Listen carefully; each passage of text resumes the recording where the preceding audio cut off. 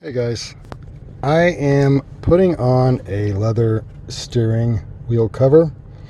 There's been a lot of videos on this. I just thought I would show some specifics about the Toyota Tundra. This is the 2019. It should apply for anything 15 and above, but this is doing it on the steering wheel itself. I've got all the stickers on the back of it, which I highly recommend. I see a lot of guys not using the stickers. I definitely don't think that's the way to go. They end up with a lot of wrinkles. Not that I'm not going to have a few wrinkles myself, but definitely use the stickers. What I did was centered it on the steering wheel, and I attached the stickers on the front half and got that stuck in. And in the process of tucking it under the instrument clusters, this can be somewhat of a chore. I'm going to spin this around to get up here and look at the detail of that, and you can see it's pretty clean. Again, there's a lot of overlapping, and you're going to think, how is all that material going to fit in there? But it does. Being patient with your tool, taking it at the corner of the tool and forcing it underneath there, you can get this to fit. Any slight wrinkles you get can be worked out by basically massaging it and pushing it underneath. So again, I've got half of it done as far as underneath the instrument cluster. This portion here, I've got it tucked in. It's not sewn yet. It still looks like there's a little bit of wrinkles going on here. I don't know if I'm going to be able to get rid of that once I sew it or not, but the double face tape has helped, because on the Tundra we've got this section here that is actually depressed, so it's trying to make that contour there. You definitely need to get some tape there. What I did was I dry laid it and I marked it with a pin, basically an oblong shape, showing me where that section was to make sure I had a piece of tape there so it can make that curvature. I don't know if that's going to pick up on the camera or not. It looks like it is. We have a little bit of a pucker right there. I'm hoping that once I sew it and pull from the back side, it'll help clean that up a little bit. It is what it is. If it doesn't, it's still, most of it came out pretty clean. The reason I wanted to kind of point this out is over here I haven't tucked this side in. You see this side's tucked in. This has got a lot of surplus material, and when I first did it I thought, shit, am I gonna have to trim a lot of this off because there's so much extra there? But it will fit. I didn't trim this side and it did fit. So I'm gonna keep doing the tucking in. It's kind of hard to do this with one hand and holding my phone with the other to show you what's happening, but I start at the center, and a trick that I have from being a floor installer and working with carpets and so forth is you don't want to just dive in here like so. I'm trying to get a shot of that, because you're apt to tear it. So the best method to go about this is grabbing a hold of the edge at an angle and kind of forcing that in, and you're just going to wiggle back and forth. And once you kind of get it started, which you can kind of see where it kind of started there, then you can come up underneath it with the angle of the tool and just start working it. And you have to have quite a bit of patience, and I would say on a scale of 1 to 10 difficulty, patience level needed is probably a 5, 6.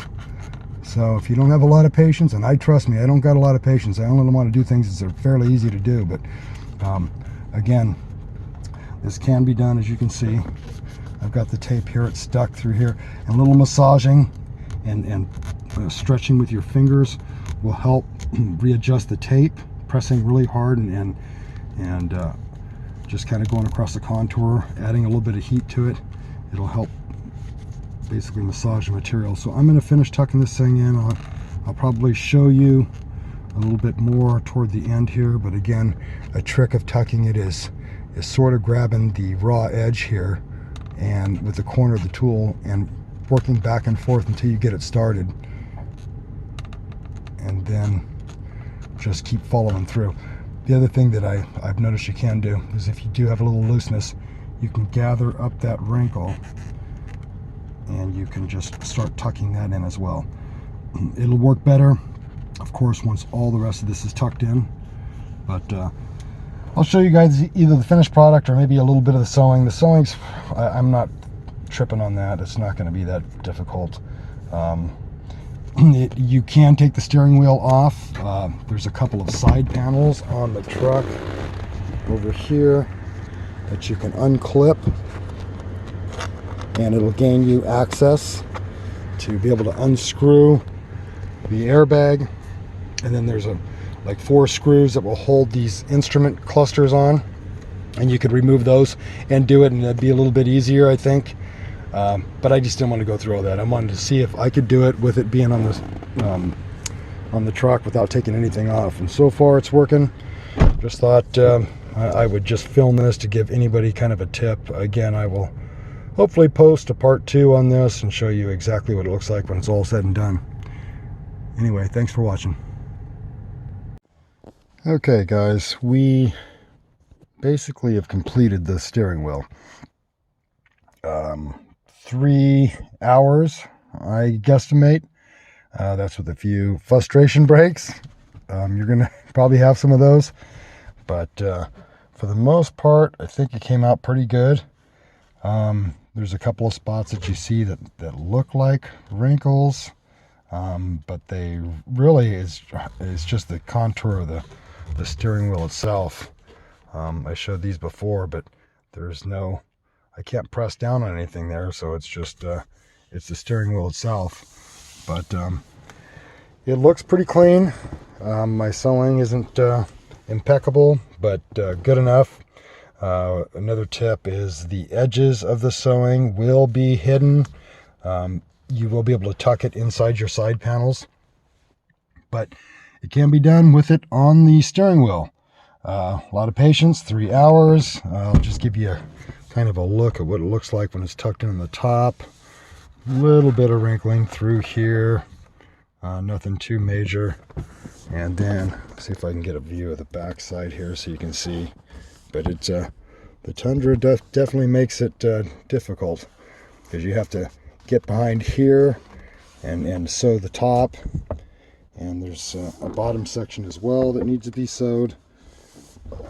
Poor camera work. So I can come out here and show you a little bit better here. But yeah, you got the bottom section and the top section.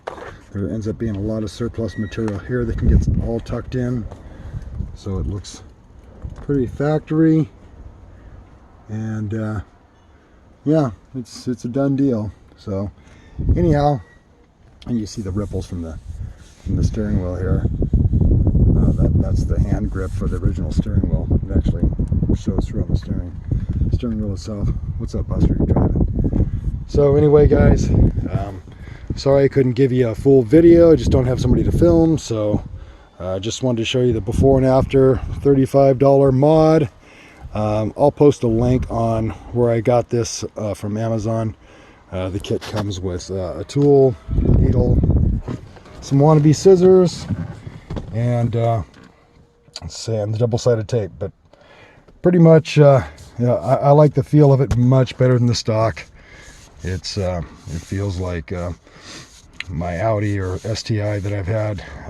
It definitely it looks pretty much stock. So anyhow, just a tip. Take care, guys. Thanks for subscribing. Thanks for watching.